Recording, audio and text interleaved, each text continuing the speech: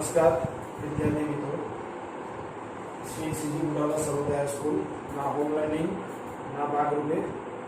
ધોરણ 12 ની અંદર રાસાયણિક ગતિકી પ્રકરણ 4 રાસાયણિક ગતિકીની અંદર આપણે છેલ્લા 3 સેશનની અંદર કામ કર્યું। છેલ્લા મુદ્દામાં આપણે વાત કરી કે વિકલનીય વેગ સમીકરણ અથવા એને શું નામ આપ્યું, વેગ અભિવ્યક્તિ। બરાબર, વિકલનીય વેગ સમીકરણ આપણે કઈ રીતે નક્કી કરીએ છીએ? તો વિકલનીય વેગ સમીકરણ માત્ર ને માત્ર પ્રાયોગિક રીતે નક્કી કરી શકાય છે। ખ્યાલ આવ્યો? હવે એના આધારે આપણે બીજી એક વસ્તુ જોઈએ કે વિકલનીય વેગ સમીકરણમાં પ્રક્રિયકની સાંદ્રતાના ઘાતાંકને આપણે શું કહેતા હતા? પ્રક્રિયાક્રમ। એ છેલ્લા મુદ્દામાં આપણે ચર્ચા કરી હતી। આજે થોડું વિશેષ સમજીએ છીએ। આજે જે મુદ્દો છે પ્રક્રિયાક્રમનો છે આપણો, તો ફરીવાર પ્રક્રિયાક્રમની વ્યાખ્યા હું લખું છું। પ્રક્રિયાક્રમ એટલે શું? બરાબર, તો આપણે કહીએ કે વિકલનીય વેગ સમીકરણમાં બરાબર એટલે કે પ્રક્રિયા વેગ અભિવ્યક્તિ યાદ આવે છે? પ્રક્રિયા વેગ અભિવ્યક્તિમાં પ્રક્રિયકોની सांद्रताना प्रक्रिया वेग अभिव्यक्ति। बराबर, प्रक्रिया वेग अभिव्यक्ति એટલે આપણે શું કહેતા હતા? વિકલનીય વેગ સમીકરણ। બરાબર, તો પ્રક્રિયા વેગ અભિવ્યક્તિમાં પ્રક્રિયકોની સાંદ્રતાના ઘાતાંકના સરવાળાને પ્રક્રિયાક્રમ કહે છે। સરવાળાને રાસાયણિક પ્રક્રિયાનો પ્રક્રિયાક્રમ કહે છે। બરાબર, ચલો દાખલા તરીકે કોઈ એક રાસાયણિક પ્રક્રિયા આપેલી છે। રાસાયણિક પ્રક્રિયા દાખલા તરીકે લખીએ છે, ધારો કે A + B અને એમાંથી નિપજ C + B મળે છે। ચલો, પ્રક્રિયકની સાંદ્રતા એના તત્વયુગ્મિતીય ગુણાંક n1 n2 n3 અને n4। બરાબર, આના આપણે તત્વયુગ્મિતીય ગુણાંક લખ્યા છે। બરાબર, ચલો હવે આ પ્રક્રિયા માટે આપણે લખીશું કે જો n1 n2 n3 અને n4 અનુક્રમે A B C અને D ના તત્વયોગમિતીય ગુણાંક છે। ઓકે, ચલો હવે આના આધારે આપણે લખીશું, આ સમીકરણ સમજો। હવે એના આધારે પ્રક્રિયા વેગ બરાબર, પ્રક્રિયા વેગ કઈ રીતે લખી શકીએ? -1/n1 dA/dt। પ્રક્રિયકની સાંદ્રતામાં સમય સાથે ઘટાડો। માઈનસ કેમ લખ્યું અને n1 નીચે કેમ લખ્યા? હવે પ્રક્રિયા વેગ આપણે પ્રક્રિયકોની સાંદ્રતાના અનુસંધાનમાં દર્શાવીએ છીએ। બરાબર, એટલે કે આ અથવા -1/n2 dB/dt બરાબર, અથવા ચલે છે પ્રક્રિયકની સાંદ્રતા A અને નિપજની સાંદ્રતાનો ઘાતાંક। બરાબર, દાખલા તરીકે આનો ઘાતાંક હું લખું છું સ્મોલ a અને આનો સ્મોલ b। હવે ચલને દૂર કરું તો લખું k * a ની સાંદ્રતાનો સ્મોલ a ઘાત b ની સાંદ્રતાનો સ્મોલ b ઘાત લખું છું। ચલો, આ પ્રક્રિયા વેગ સમીકરણ અથવા આ સમીકરણ તમારું શું કહેવાય? વેગ અભિવ્યક્તિ કહેવાય। શું કહેવાય? વેગ અભિવ્યક્તિ અથવા વિકલનીય વેગ સમીકરણ। તો વિકલનીય વેગ સમીકરણમાં પ્રક્રિયકની સાંદ્રતાનો ઘાતાંક, બરાબર, અને એને આપણે શું કહીએ છીએ? એનો પ્રક્રિયાક્રમ। બરાબર,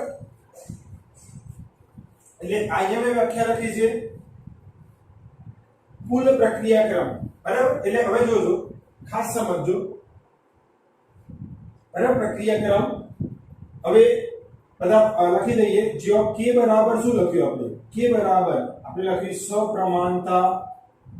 અચળાંક છે। k બરાબર સપ્રમાણતા અચળાંક એટલે કે પ્રક્રિયા વેગ બરાબર તો આ તમારા માટે થઈ ગયું વિકલનીય વેગ સમીકરણ અથવા તમે શું કહો છો આને વેગ અભિવ્યક્તિ યાદ રાખજો આને શું કહો છો તમે વેગ અભિવ્યક્તિ હવે આ સમીકરણ માત્ર ને માત્ર આપણે પ્રાયોગિક રીતે મેળવી શકીએ છીએ સૈદ્ધાંતિક રીતે આ સમીકરણ મેળવી શકાતું નથી એટલે આ સમીકરણમાં કે શું છે સપ્રમાણતા અચળાંક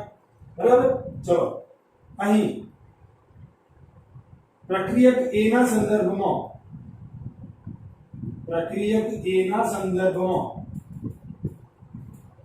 પ્રક્રિયાક્રમ બરાબર સ્મોલ a છે પ્રક્રિયક B ના સંદર્ભમાં પ્રક્રિયાક્રમ સ્મોલ b છે ચલો ટૂંકમાં આ વિકલનીય વેગ સમીકરણમાં A ના સંદર્ભમાં પ્રક્રિયાક્રમ સ્મોલ a B ના સંદર્ભમાં પ્રક્રિયાક્રમ સ્મોલ b થશે ચલો ત્યારબાદ તમારા માટે એક શબ્દ છે કુલ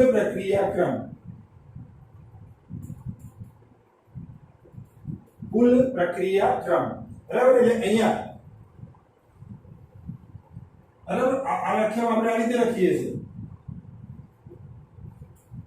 પ્રક્રિયા વેગ અભિવ્યક્તિમાં પ્રક્રિયકોની સાંદ્રતાના ઘાતાંકને રાસાયણિક પ્રક્રિયાનો પ્રક્રિયાક્રમ કહે છે A ના સંદર્ભમાં પ્રક્રિયાક્રમ A કેપિટલ B ના સંદર્ભમાં પ્રક્રિયાક્રમ સ્મોલ b પણ કુલ પ્રક્રિયાક્રમ એટલે શું તો બધા જ પ્રક્રિયકની સાંદ્રતાના ઘાતાંકનો સરવાળાને આપણે શું કહીએ છીએ કુલ પ્રક્રિયાક્રમ તો કુલ પ્રક્રિયાક્રમ લખીએ છીએ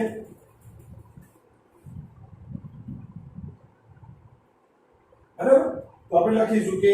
વેગ અભિવ્યક્તિમાં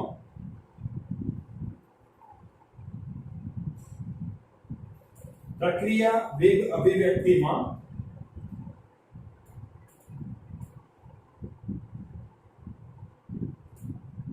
પ્રક્રિયકની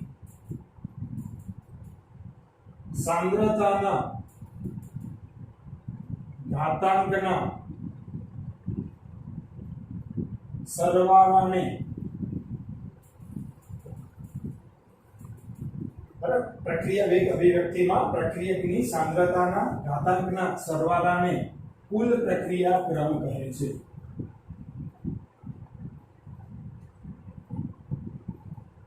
બરાબર એટલે એક તમારા માટે બીજો પર્યાય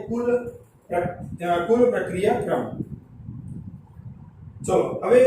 આ પ્રક્રિયા માટે કુલ પ્રક્રિયાક્રમ કેટલો થાય કુલ પ્રક્રિયાક્રમ તો બંનેનો સરવાળો કરો a + b જેટલો થશે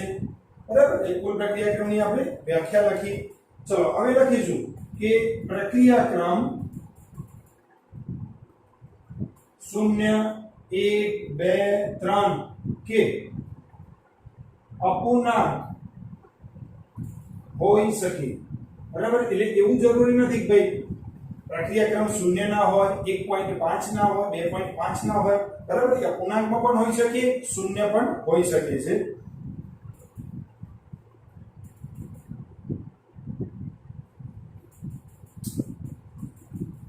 ચલો બરાબર આટલે સુધી રાખીએ છીએ પ્રક્રિયાનો ક્રમ હવે એક કામ કરવાનું છે તમે એક સ્ક્રીનશોટ લઈ આટલી નોટ કરવાની છે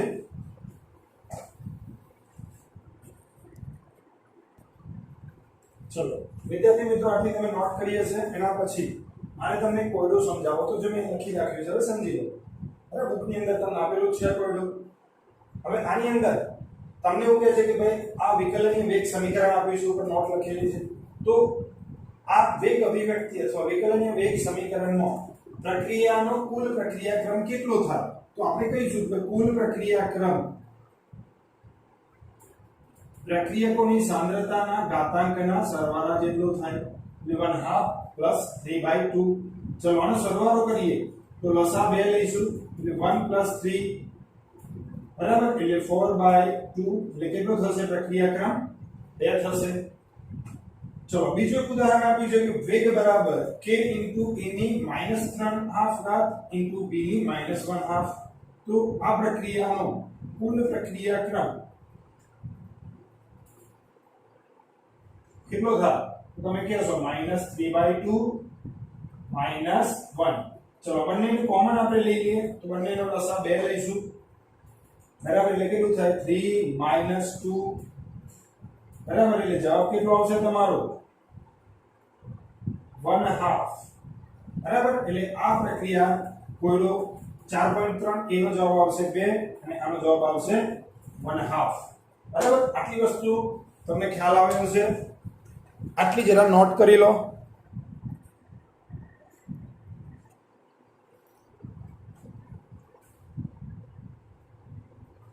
ચાલો વિદ્યાર્થી મિત્રો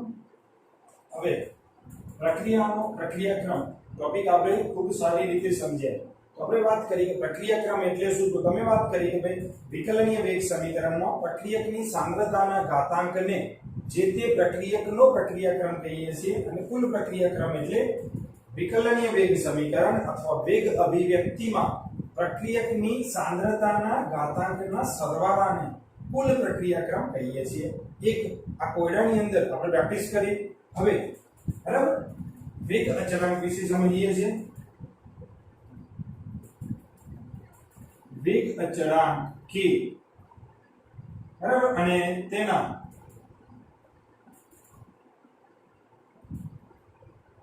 એકમો બરાબર દાખલા તરીકે ચલો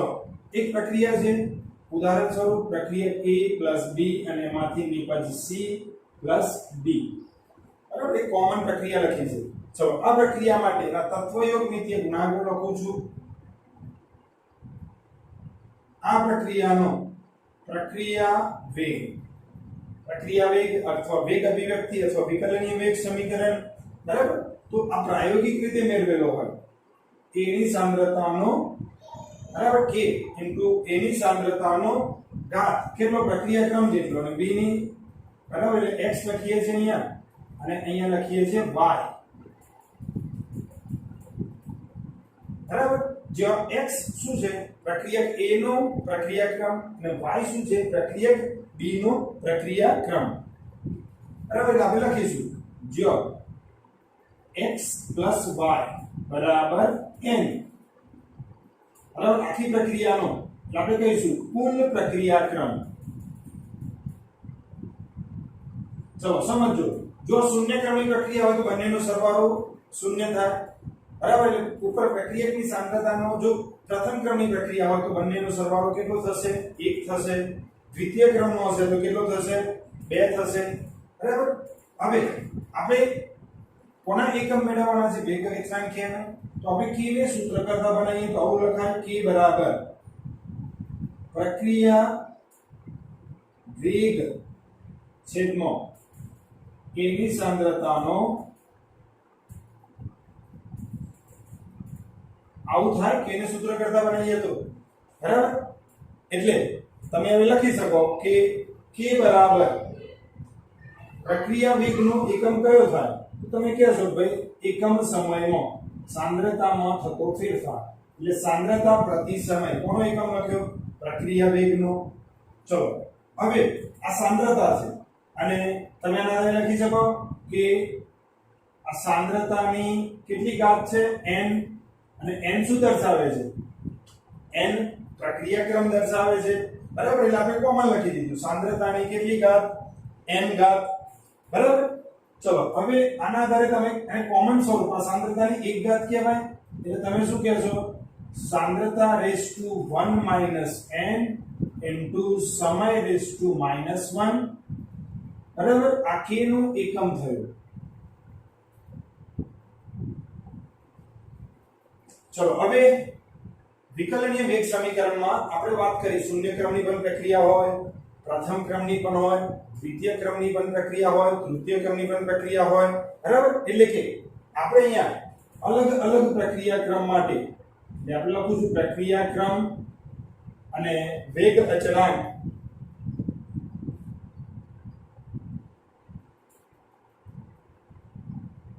k ના એકમ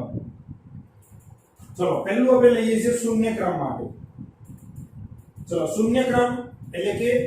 બંનેનો સરવાળો કેટલો થાય શૂન્ય એટલે n ની કિંમત કેટલી હોય શૂન્ય બરાબર તો અહીંયા તમે લખી શકો કે k બરાબર શું થાય સાંદ્રતાની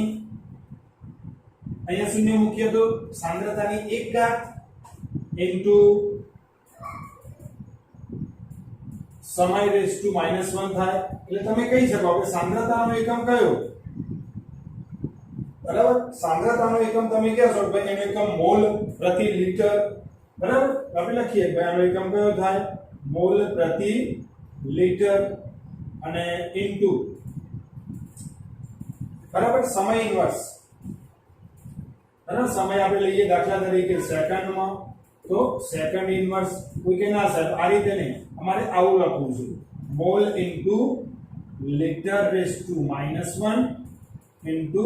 સેકન્ડ રેઝ ટુ -1 આ પણ લખી શકાય લખાય ને કારણ કે લિટર ઉપર લઈ ગયા એટલે એનો ઇન્વર્સ થઈ ગયો અને સેકન્ડ ઇન્વર્સ બરાબર તો આ પહેલો મુદ્દો તમારો થયો શૂન્ય ક્રમની પ્રક્રિયા માટે સમજી શકે અહીંયા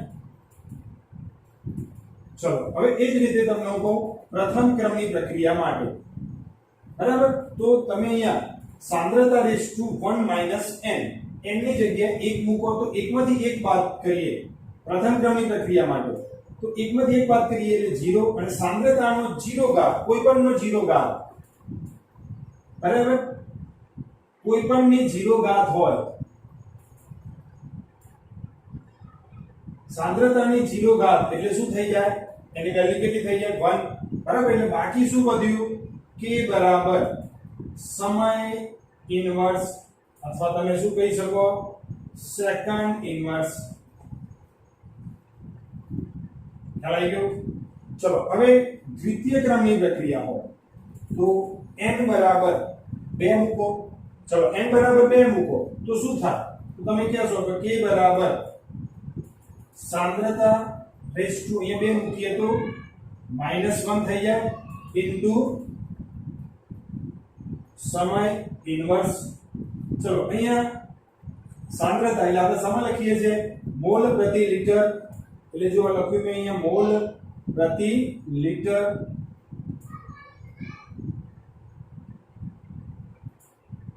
બરાબર અને સમય લઈ લઈએ આપણે સેકન્ડમાં તો સેકન્ડ રેઝ ટુ -1 તો આની જગ્યામાં હું લખી શકું મોલ ઇન્વર્સ ઇન્ટુ લિટરની 1 ઘાત કેમ 1 ઘાત કારણ કે ઉપર જાય તો ઇન્વર્સ થાય અને પછી -1 ઘાત છે બરાબર એટલે 1 ઘાત થઈ જાય ઇન્ટુ સેકન્ડ રેઝ ટુ -1 બરાબર તો આ k નું એકમ અથવા પરિમાણ થયું ચલો દાખલા તરીકે n ક્રમની પ્રક્રિયા હોય તો આપણે આ રીતે લખી શકાય ચલો એક વિશેષ તમે લખી શકો કે તૃતીય ક્રમની પ્રક્રિયા હોય તો શું થાય તો અહીંયા 3 મૂકો તો સાંદ્રતાની કેટલી ઘાત થાય બરાબર -2 થશે તો આવી એક પ્રેક્ટિસ કરી શકાય તમારે બરાબર ચલો આટલી વસ્તુ આપી છે આના પછી આટલી વસ્તુ તમારે આ બધું આપણે યાદ નથી રાખવાનું તમે એકમ ઉપરથી બી ઘણી વખત ખ્યાલ આવવો જોઈએ કે પ્રક્રિયા ક્રમ કયો છે આવો એમસીક્યુ ગુજકેટમાં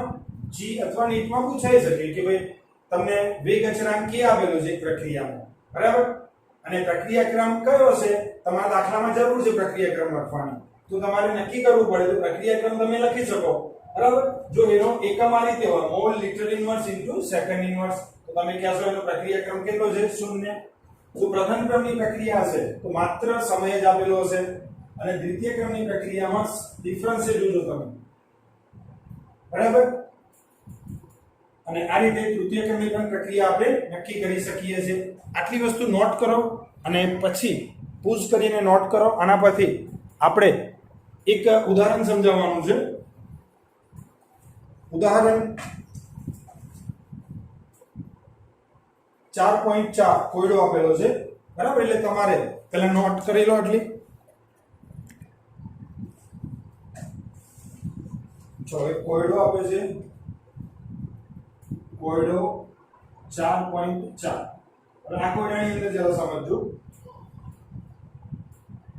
પ્રક્રિયા અચળાંક પરથી પ્રક્રિયા ક્રમ નક્કી કરો ચલો પહેલું તમને આપેલું છે k બરાબર 2.3 ગુણ્યા 10 ની ઘાતમાં -5 litre mall inverse into second inverse બરાબર અને બીજું આપેલું છે k બરાબર 3 ગુણ્યા 10 ની ઘાતમાં -4 ઇન્ટુ સેકન્ડ ઇનવર્સ. ચલો હવે બંને, હવે તમે હમણાં જ વેગ અચળાંક k ના એકમ જોયા, બરાબર. હવે આ એકમ તમે જોવો તો આ રીતે સાંદ્રતા રેસ ટુ 1 - n ઇન્ટુ સમય ઇનવર્સ. ચલો એટલે અહીંયા જોવો તો તમે 0 1 મૂકશો એટલે તમે આના પરથી કહી શકો કે 1 મૂકો તો 0 થઈ જાય, એટલે માત્ર વધશે શું, એટલે તમે કહેશો કે આ પ્રક્રિયા દ્વિતીય ક્રમની પ્રક્રિયા છે. કયા ક્રમની છે? હવે આના માટે શું કહી શકશો? ચલો અહીંયા તમે 0 મૂકશો તો મોલ પ્રતિ લિટર થાય, અને 2 મૂકો તો શું થશે? સાંદ્રતાની -1 ઘાત. એટલે બરાબર આ કયા ક્રમની પ્રક્રિયા છે? સોરી, બરાબર અહીંયા તમે 1 મૂકશો તો 0 થઈ જશે, એટલે આ કયા ક્રમની પ્રક્રિયા છે? પ્રથમ ક્રમની. અને અહીંયા n બરાબર 2 મૂકો તો સાંદ્રતા રેસ ટુ -1 થાય, એટલે તમે શું કહો છો કે આ કયા ક્રમની પ્રક્રિયા છે? દ્વિતીય ક્રમની પ્રક્રિયા છે.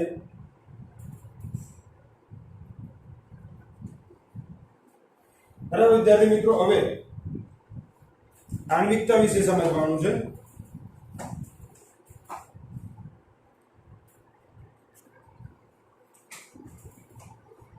ચલો વિદ્યાર્થી મિત્રો, આટલે સુધી રાખીએ છીએ. આના પછીના લેક્ચરમાં આપણે જોઈએ છે આણ્વિકતા. બરાબર, તો આટલી વસ્તુ જરા નોટ કરી લેજો. નમસ્કાર.